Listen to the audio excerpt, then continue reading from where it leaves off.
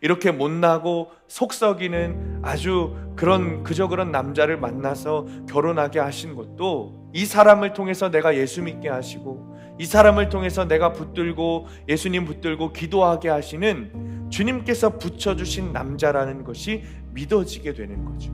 이 사람 아니었으면 주님 붙들 것이 아니라 세상에서 열심히 놀았을 것인데 이 사람을 만나 더 기도하고 더 말씀 보고 더 예배하게 되었으니 이 남자가 나의 거룩을 위해 수고하고 있는 거구나 라는 것이 깨달아지는 거죠. 그리고 이 사람의 구원을 위해 기도하고 말씀에 적용을 하게 되니 더 거룩해지는 거죠. 여러분, 결국 힘든 남편이 좋은 남편이고 힘든 자녀가 좋은 자녀입니다.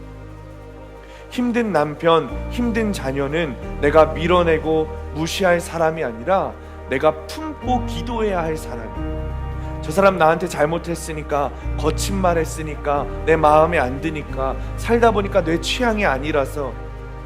여러분, 그런 사람이라고 내가 밀어내야 할 사람입니까?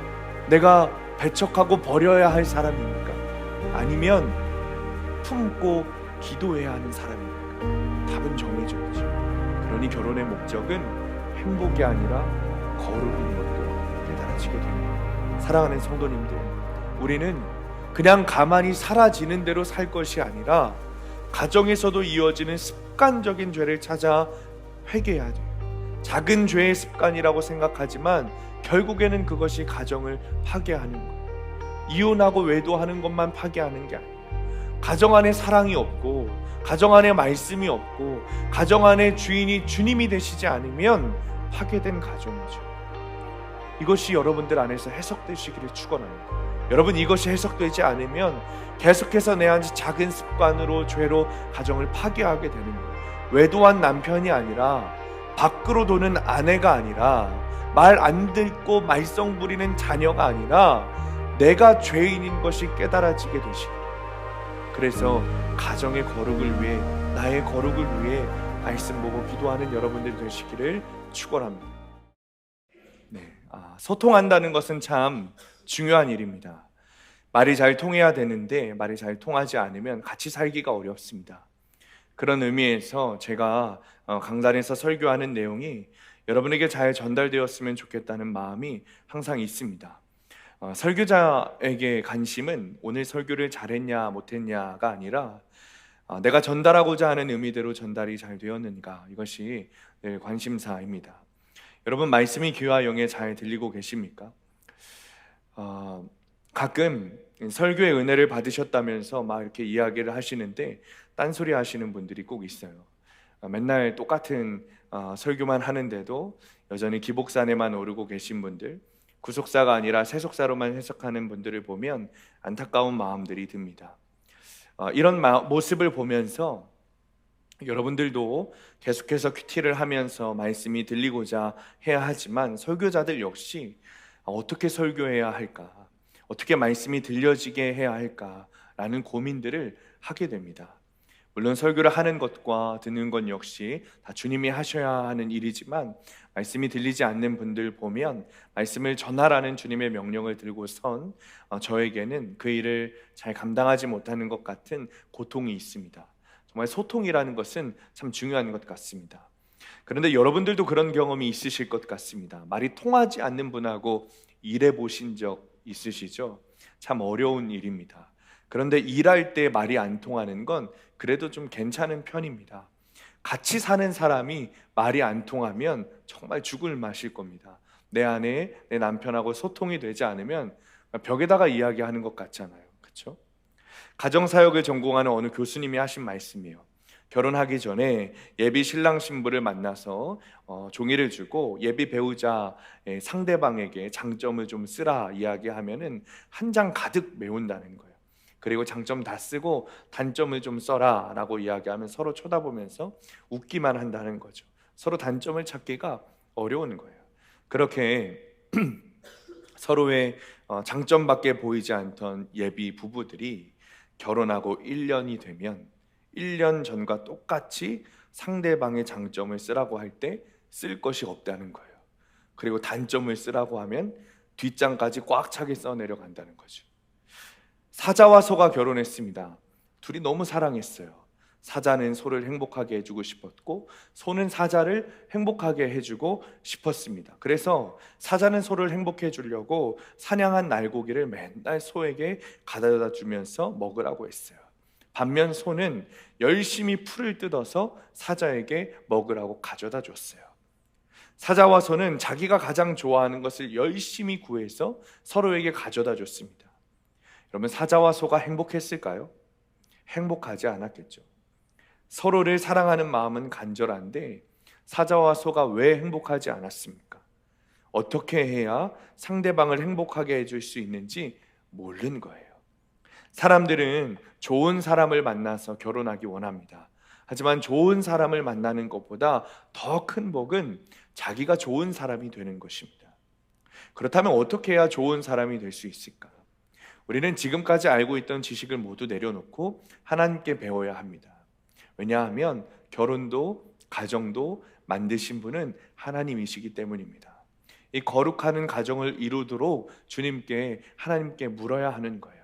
먼저 주님과 소통해야 하는 것이죠. 그러니 우리가 말씀 묵상을 잘 해야 돼요. 목사님, 주님과 소통하는 것은 말씀 묵상이 아니라 기도로 하는 것 아닙니까? 맞습니다. 그렇게 생각합니다. 저도 그런 줄 알고 계속해서 기도했습니다. 그런데 응답이 없는 거예요. 무언가 좀 응답을 듣고 싶어서, 주님의 음성을 듣고 싶어서 교제하고 소통하고 싶어서 기도하는데 그런 일들이 일어나지 않는 것이죠. 그런데 말씀과 함께 기도하고 말씀으로 기도하니 달라졌어요. 주님의 음성을 듣는 방법 중에 하나는 생각입니다. 제자 훈련하신 분들은 기억나시죠? 내 생각을 통해 주님의 음성을 듣게 되는 거예요.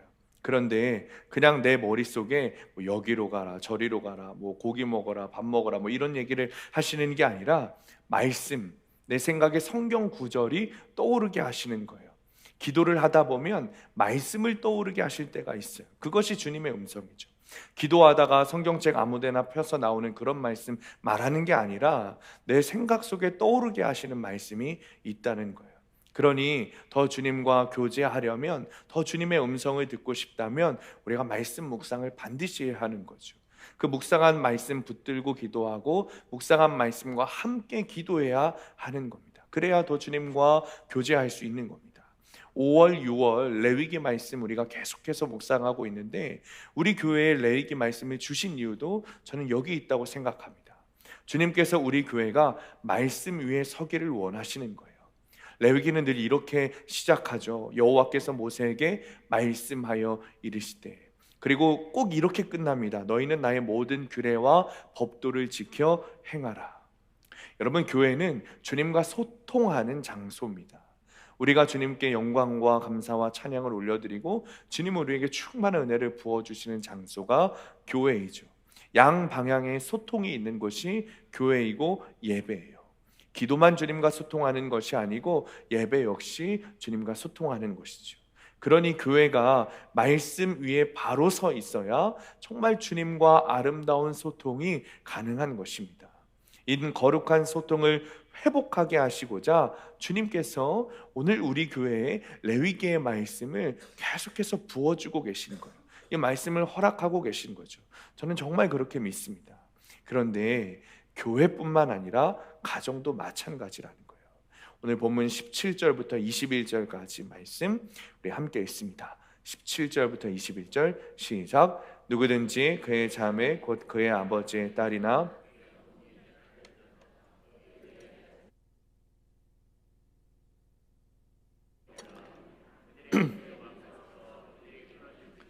그가 자기의 자매의 하체를 범하였은즉 그가 그의 죄를 담당하리라.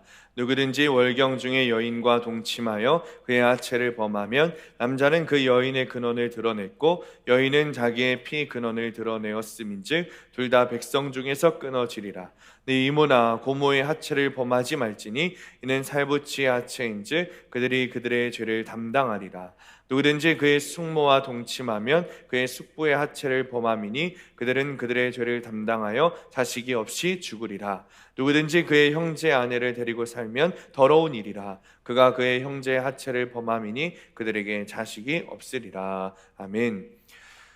자, 참 입에 담기 부끄러운 죄들을 성경에서 말하고 있습니다. 성경에 보면 우리가 장을 시작할 때마다 그 장의 주제를 파란색 글씨로 써주고 있는데, 오늘 20장에는 이렇게 적혀 있습니다. 반드시 죽여야 하는 죄다. 17절부터 21절까지는 근친상간의 죄를 말하고 있죠. 가정을 파괴하는 음란의 죄를 말하는 겁니다. 이 근친상간을 말씀하시는 것은 음란을 상징하는 것이지 꼭 그것만을 말하는 것이 아니에요. 가정을 파괴하는 모든 것을 말하고 있는 거죠. 하나님께서는 우리에게 가정을 주시면서 하나님 나라 원형으로 세워주셨습니다. 하나님 나라의 원형을 교회로, 더 작게는 가정으로 주신 거예요. 그러니 가정을 파괴하는 죄는 무슨 죄입니까? 하나님 나라를 파괴하는 죄인 것이죠. 주님께서 그렇게 보시고 하나님 나라를 파괴하는 죄는 당연히 반드시 죽여야 하는 죄였어요. 한 정신과 의사가 불륜은 인간성의 상실이라고 말했습니다. 그러니까 어떤 범죄자도, 어떤 사기꾼도 자기 가족을 상대로 범죄를 저지르거나 사기치진 않는다는 거예요. 그런데 불륜은 가족을 상대로 범죄를 저지르니 인간성의 상실이라고 말하는 거죠. 바람은 처음 한 번이 어렵지 그 다음부터는 과도한 도파민이 편도체를 마비시켜서 바람을 필 때 주는 불안과 두려움과 죄책감을 둔감시키게 만든다 그래요. 그래서 여러 가지 중독처럼 바람도 중독이 된다는 거예요. 우리 세대는 정말 이 문제를 피할 수 없습니다. 불륜을 저지르는 사람들은 합리화하죠. 누구는 이렇게 말하더라고요. 남자는 바람을 폈는데 걸린 사람과 안 걸린 사람만 있대요. 다 피고 걸린 사람과 안 걸린 사람만 있다는 거예요. 불륜을 합리화하는 사람들은 이렇게 말하죠. 나를 외롭게 해서, 술을 먹어서, 배우자가 매력을 느낄 수 없어서, 상대방이 유혹했기 때문에, 첫사랑을 만나서 그런 이유로 그랬다, 이렇게 합리화합니다.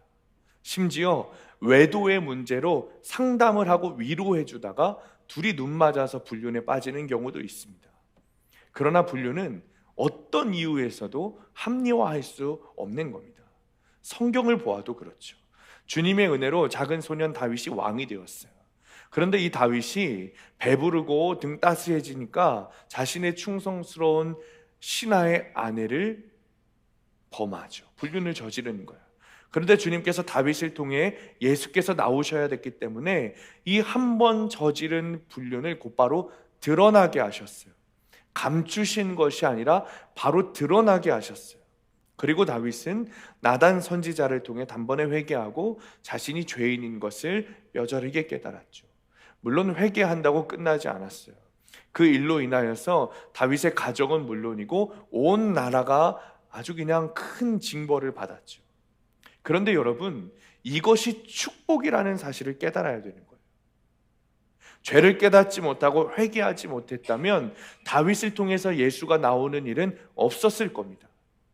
하나님께서 책망하시고 징벌하셔서 이 땅에서 벌받고 회개하는 것이 내 구원에는 더 좋은 일입니다. 뿐만 아니라 다윗이 회개한 것으로 우리에게 은혜가 되었잖아요. 우리가 간증을 듣고 은혜가 된 것처럼 나의 죄와 수치가 세상에 드러나므로 하나님의 은혜가 증거될 수만 있다면 그보다 더 큰 축복은 없는 겁니다. 수요일 룻기 설교를 통해 들으신 분들은 아시겠지만 예수님의 계보에 올라온 여자들을 보세요. 다 수치와 고난을 가지고 있던 사람이에요. 예수의 계보에 올라온 여자들이 그렇다니까요.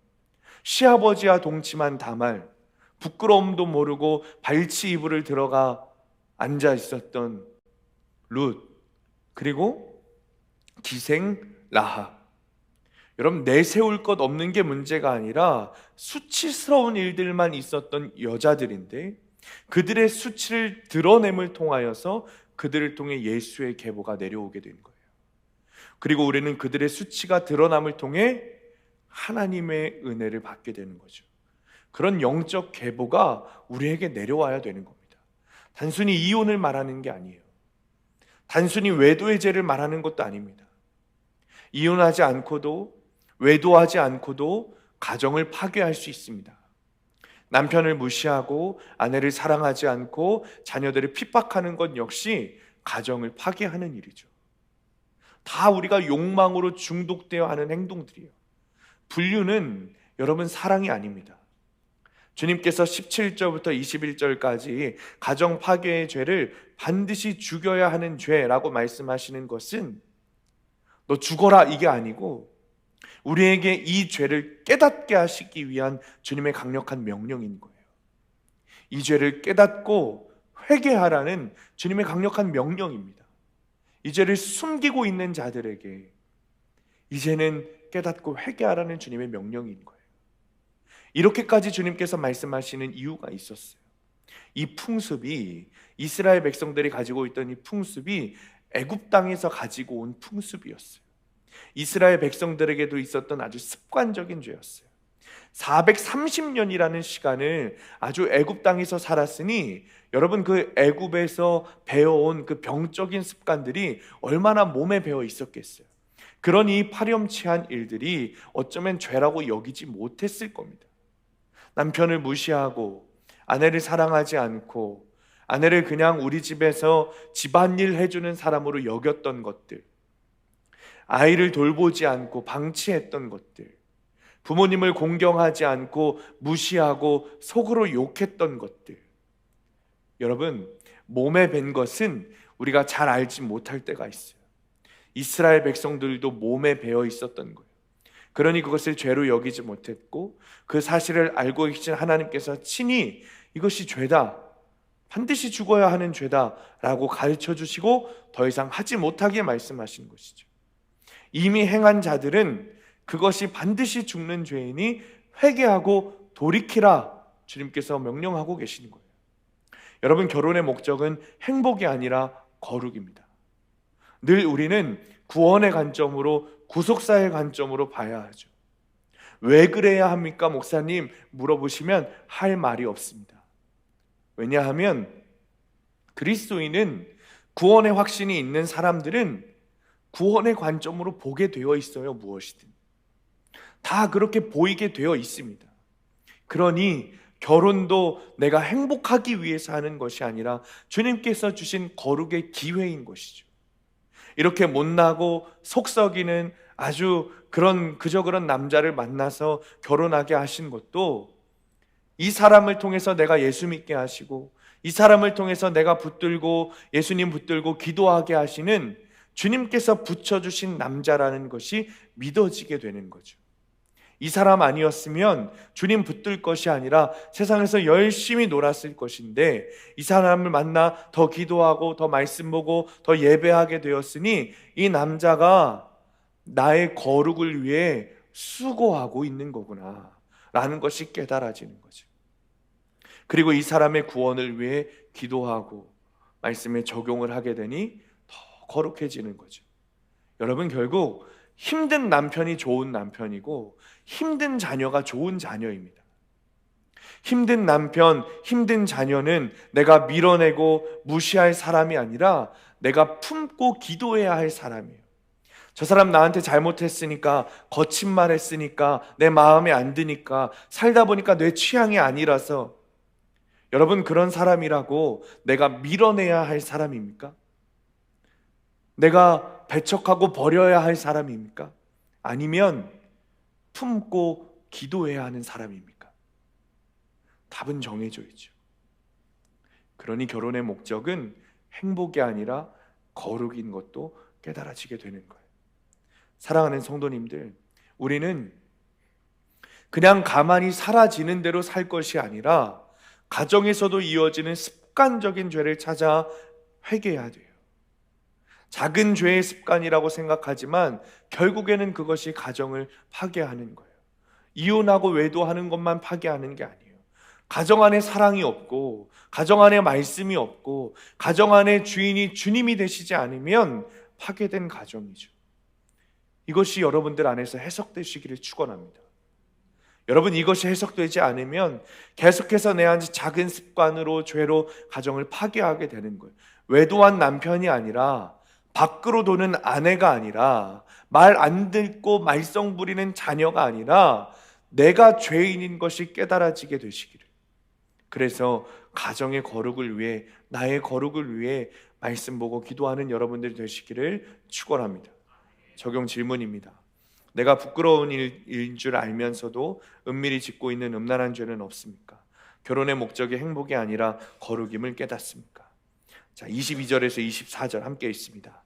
22절에서 24절 시작. 너희는 나의 모든 규례와 법도를 지켜 행하라. 그리하여야 내가 너희를 인도하여 거주하게 하는 땅이 너희를 토하지 아니하리라. 너희는 내가 너희 앞에서 쫓아내는 족속의 풍속을 따르지 말라. 그들이 이 모든 일을 행함으로 내가 그들을 가증히 여기노라. 내가 전에 너희에게 이르기를 너희가 그들의 땅을 기업으로 받을 것이라. 내가 그 땅 곧 젖과 꿀이 흐르는 땅을 너희에게 주어 유업을 삼게 하리라 하였노라. 나는 너희를 만민 중에서 구별한 너희의 하나님 여호와이니라. 이 말씀은 사실 우리가 좀 무섭게 들어야 하는 말씀이에요. 22절 말씀 보면 이스라엘아 나의 말씀에 순종하여라. 순종하면 내가 너희를 인도할 땅, 그 가나안 땅이 너를 토하지 않을 것이다. 반대로 생각하면 주님의 말씀에 순종하지 않으면 주님이 인도하신 땅에서 토하여 내버려질 수도 있다는 뜻입니다. 주님이 인도하여 주셔서 거주해 주시는 땅은 필히 가나안 땅일 거예요. 가나안 땅은 천국을 예표하는 것이죠. 그런데 구원받아서 천국 백성 되었다고 생각하는 우리가 주님의 말씀에 순종하지 않으면 천국에서 토해질 수도 있다고 주님께서 말씀하고 계신 거예요. 이 말씀이 무서운 것은 예수 믿지 않는 비그리스도인들에게 말하는 것이 아니라 예수 믿는 우리에게 하시는 말씀이에요. 구원을 얻은 우리에게 하신 말씀이라는 거예요. 이 말씀은 출애굽하기 전에 이스라엘 백성들에게 하신 말씀이 아니고 출애굽한 이스라엘 백성들에게 하신 말씀이에요. 여러분, 출애굽은 무엇을 의미하죠? 구원을 의미하는 것이잖아요. 그리스도인들에게, 구원받은 우리에게 주님께서 말씀하시기를 나의 모든 규례와 법도를 지켜 행하라. 그렇지 않으면 그 땅에서, 그 천국에서, 구원에서 토하여 버려질 것이다. 주님께서 경고하시는 거예요. 이렇게 말씀하실 수도 있죠. 목사님, 그럼 죄 지으면 예수 믿은 그리스도인들도 천국 못 가고 다 지옥 가는 겁니까? 그럼 누가 천국 갑니까? 여기서 죄 짓지 않는 사람이 누가 있습니까? 예수 믿지 않는 사람들이 죄 지으면 정죄와 심판뿐이지만 그래도 예수 믿고 그리스도인 된 사람들이 죄 지으면 정죄하시는 게 아니라 징계가 있는 것 아닙니까? 그것이 은혜 아닙니까? 이렇게 말씀하실 수도 있죠. 맞아요. 맞는 말씀이에요. 그런데 규례와 법도를 지켜 행하고 행하지 않는 문제는 여러분, 우리가 죄의 문제로 볼 것이 아니라 믿음의 문제로 봐야 되는 거예요. 그리스도인이 하나님의 말씀에 순종하지 않고 듣지 않는 것은 죄이기도 하지만 그 전에 믿음의 문제로 봐야 돼요. 믿음이 없는 것으로 보아야 하는 거죠. 이젠 여러분 너무나 잘 아시는 말씀이지만 믿음은 어디서 나죠? 들음에서 나고, 들음은 어디서 나죠? 그리스도의 말씀으로 말미암잖아요. 즉 그리스도의 말씀을 듣지 못하면 당연히 순종하지 못할 것이고, 그럼 당연히 믿음 없는 것은 인지상정이죠. 우리가 죄를 깨닫고 회개하면 주님께서 반드시 용서해 주십니다. 우리가 죄를 깨닫고 회개하면 반드시 용서해 주세요. 그런데 우리의 믿음은 방법이 없어요. 우리가 믿음이 없는데 천국 가게 해주세요. 그거는 방법이 없다고요. 믿음이 사라져버리면 구원이고 뭐고 함께 사라져버리는 겁니다. 그러니 우리가 우리의 가족들, 여러분 특히 자녀들의 믿음에 대해서 잘 고민하고 생각하셔야 돼요. 신앙생활하지 않은 자녀들의 구원에 대해서 이야기하면 믿음 있을 거라고, 예전에 다녔기 때문에 들은 것이 있을 거라고, 괜찮을 거라고 말씀하시지만 여러분, 그것은 우리의 생각이잖아요. 그건 우리 기준이잖아요. 하나님은 그렇게 말씀하시지 않잖아요. 주님의 말씀에 비추어 봐야 됩니다. 주님은 내 말씀이 그 안에 없으면 믿음이 없다고 말씀하세요. 그런데 교회 안 나오고 예배 드리지 않는 내 자녀 안에 정말 말씀이 있고 믿음이 있을지는 여러분들이 더 잘 아시겠죠. 그러니 우리가 그들에게 말씀을 들려주고자 해야 됩니다. 야, 말씀 들어, 교회 나와, 성경 읽어, 이렇게 한다고 그들의 영에 말씀이 들리는 게 아니에요. 이런 말씀들은 오늘처럼 단에 서도록 사명받은 저희들이 하겠습니다. 설교자들이 할게요. 물론 목회자들도 삶으로 보여줘야 하지만 여러분들까지 가정에 가서 굳이 설교하실 필요 없어요. 여러분들은 삶으로 말씀을 들려주시면 됩니다. 먼저 나의 변화된 행동과 말과 삶이 있어야 돼요. 그것이 말씀을 들려주는 가장 첫 번째가 될 것이고, 그 변화된 삶 자체가 말씀이 될 겁니다. 그리고 두 번째는 해석된 삶을 들려줘야 돼요. 내 약재로를 들려줘야 된다는 거예요. 오늘처럼 간증을 들려줘야 돼요. 그동안 해석되지 않았던 나의 삶들, 나의 고난들, 해석되지 않았던 나의 아픔들, 어려움들, 왜 나에게 이런 일이 일어났는가 생각하고 고민하고 걱정했던 것들, 하나님이 불공평하다고 생각했던 것들, 그것들이 해석됨으로 인해 깨달아진 나의 죄, 나의 삶, 말씀으로 해석된 나의 모든 것들을 들려줘야 하는 것이죠. 세 번째는 적용해야 돼요. 자녀에게 미안하다고 무릎 꿇어야 돼요. 아내에게, 남편에게 미안하다고 무릎 꿇는 적용이 있어야 됩니다. 이런 말이 있죠. 문제 아이는 없고 문제 부모만 있다. 아이에게 문제가 있는 것이 아니라 부모에게 문제가 있기 때문에 나에게 자녀 고난이 온 겁니다. 아이에게 믿음의 문제가 있는 것도 내 믿음의 문제가 있다는 것을 깨달아야 되는 거예요. 그러니 부모가 무릎 꿇고 사과해야 되는 거예요. 아주 진정성 있게 사과해야 되는 겁니다. 그러면 변합니다. 그러면 그들에게 말씀이 들리기 시작할 거예요. 하나님의 말씀, 기록된 말씀은 여러분 변하지 않습니다. 변하는 것은 우리여야 합니다. 변하는 것은 나여야 하고, 변하는 것은 우리의 가정과 교회여야 하는 겁니다. 이렇게 되었을 때 우리에게 주신 결과가 24절 말씀이에요. 우리 한 번 더 함께 읽습니다. 24절 시작. 내가 전에 너희에게 이르기를 기업으로 받을 것이라. 내가 그 땅 곧 젖과 꿀이 흐르는 땅을 너희에게 주어 유업을 삼게 하리라 하였노라. 나는 너희를 만민 중에서 구별한 너희의 하나님 여호와이니라. 아멘.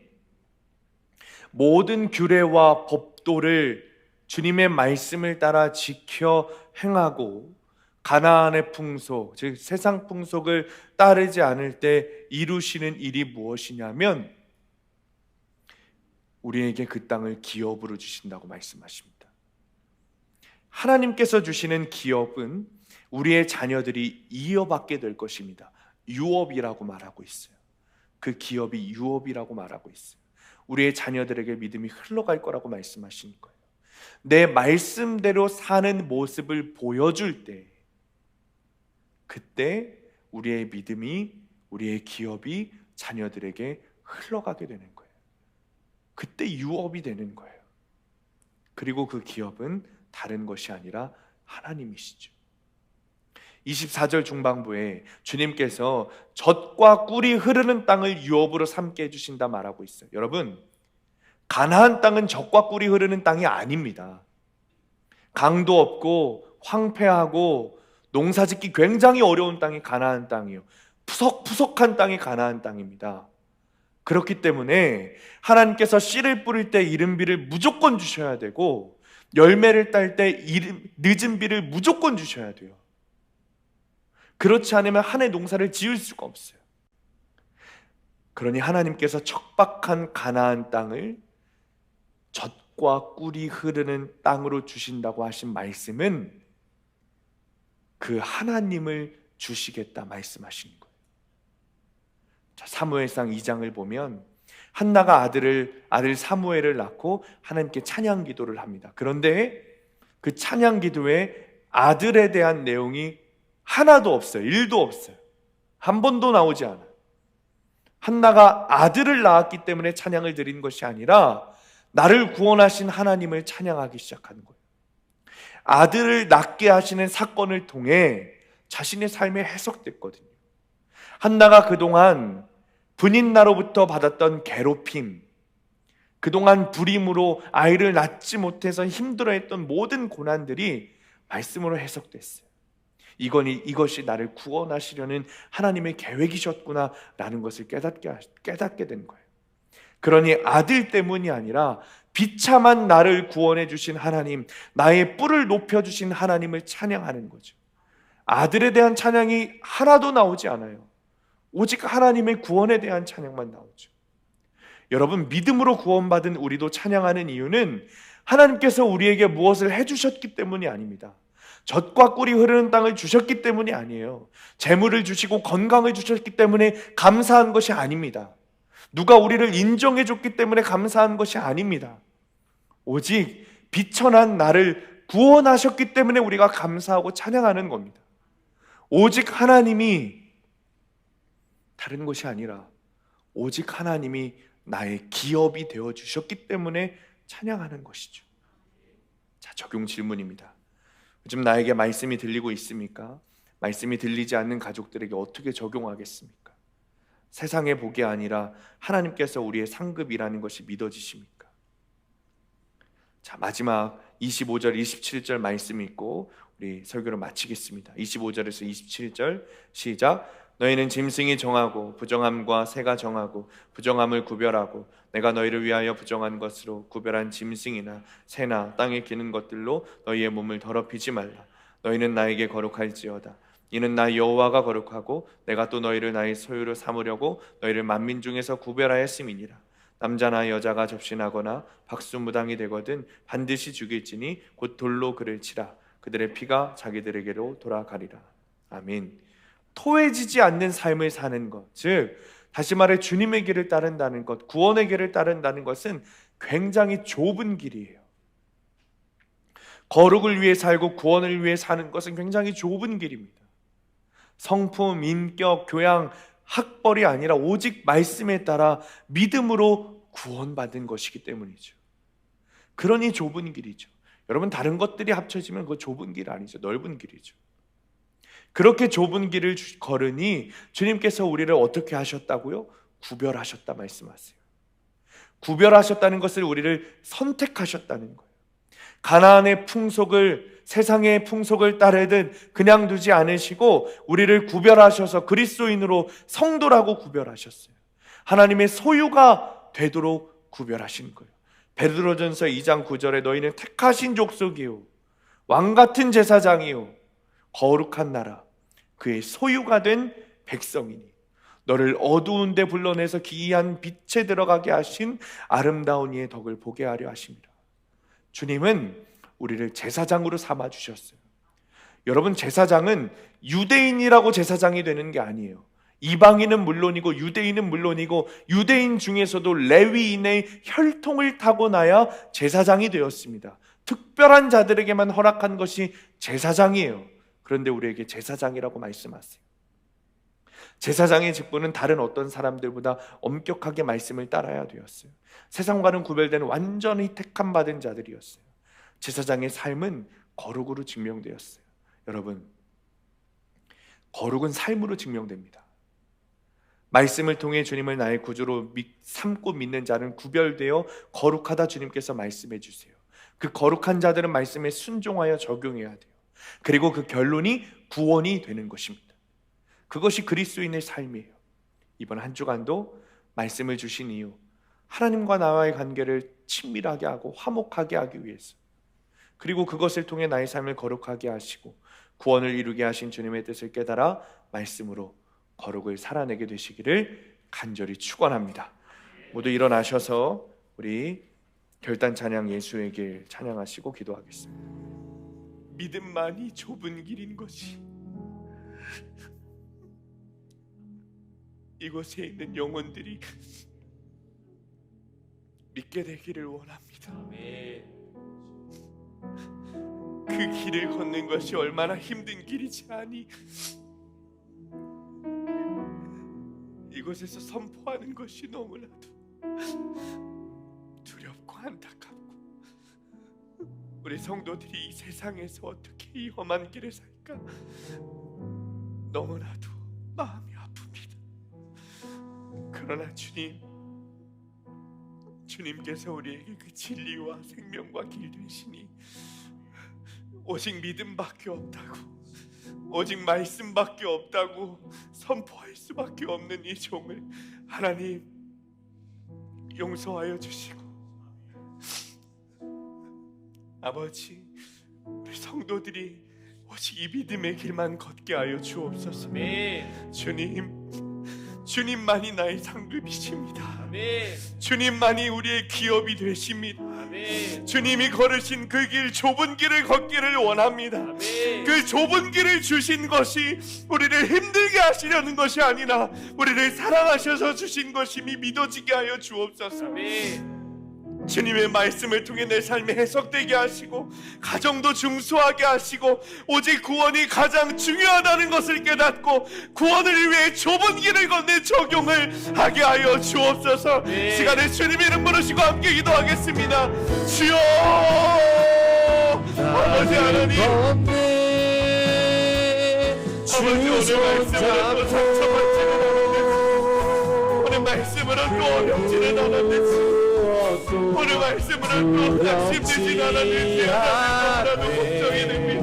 주님 그러나 주신 주님, 약속 믿음밖에 없다는 것이 내게 믿어집니다. 있으니 말씀밖에 없다는 것이 믿어집니다. 세상의 이 길 좁은 길을 걷는 것밖에는 방법이 없다는 것이 믿어집니다. 아버지, 그러니 하나님, 주님의 이 말씀이 선포될 때 하나님, 우리 성도들의 심령 가운데 믿음을 부어주시기 원합니다.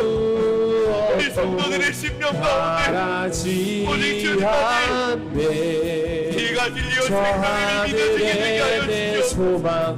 아버지, 너무나도 어려운 길이고 너무나도 험한 길이지만, 그러나 주님께서 주신 이 길이 우리를 힘들게 하는 길이 아니라 우리를 사랑하셔서 우리를 구원하시고자 주신 길이니 아버지 믿어지게 하여 주옵소서. 아버지, 그 믿음 붙들고 아버지 오직 구원을 위해 살아가게 하시옵소서. 오직 구원을 위해 살아가게 하시옵소서. 아버지, 이것밖에 없다는 것이 믿어지게 하여 주시옵소서. 오직 주님 아버지, 이것밖에 없다는 것이 믿어지게 하여 주시옵소서. 하나님, 아버지 말씀들이, 아버지 삶들이 다 해석되게 하여 주옵소서. 얼마나 많은 일이 어려워하고 힘들어하는지 하나님이 위로하여 주시고 만져주시고 말씀으로 친히 해석하게 하셔서 아버지 모든 삶들이 하나님 앞에 아버지가 할 수 있도록 기도를 해서 주님 주신 그 천국 가운데 지옥이 아버지 우리 유업이 될 수 있도록 하나님 도와주시옵소서. 주님 감사합니다. 믿음으로 구원받는다는 사실을 다시 한번 깨닫습니다. 그러나 그리스도인이라 불리는 자들도 믿음이 사라지면 더 이상 나에게 구원이 없다는 사실도 깨닫습니다. 주님, 우리에게 믿음을 허락하여 주옵소서. 좁은 길 걸으며 오직 구원을 위해 살아가게 하시고 오직 말씀에 순종하며 살아가는 기쁨을 허락하여 주옵소서. 그래서 우리의 가정이 회복되고 우리의 자녀들의 믿음이 회복되고 온 가정이 회복되고 온 교회가 믿음으로 회복되는 축복을 누리게 하여 주옵소서. 아버지, 이 세상 사는 길이 너무나도 험난한 길이지만 주님, 이 길을 걷는 것이, 그럼에도 불구하고 주님 가신 그 좁은 길을 걷는 것이 주님께서 우리를 위해 마련해 주신 사랑의 길이고 구원의 길임을 깨닫게 하시고 흔들리지 않고 그 길을 걸어갈 수 있도록 주님의 말씀으로, 주님의 능력으로 우리를 붙잡아 주옵소서. 이제는 우리 주 예수 그리스도의 은혜와 하나님의 사랑하심과 성령님의 인도하심이 토하여지지 않는 믿음을 구하고 하나님 나라의 원형으로 주신 가정을 회복하고 지키며 구원과 거룩의 삶을 살기로 결단하고 돌아가는 사랑하는 모든 성도들 머리머리 위에, 이들의 가정과 일터와 학업 위에, 그리고 사랑하는 수함교회 위에 영원토록 함께 하시기를 간절히 축원하옵나이다. 아멘.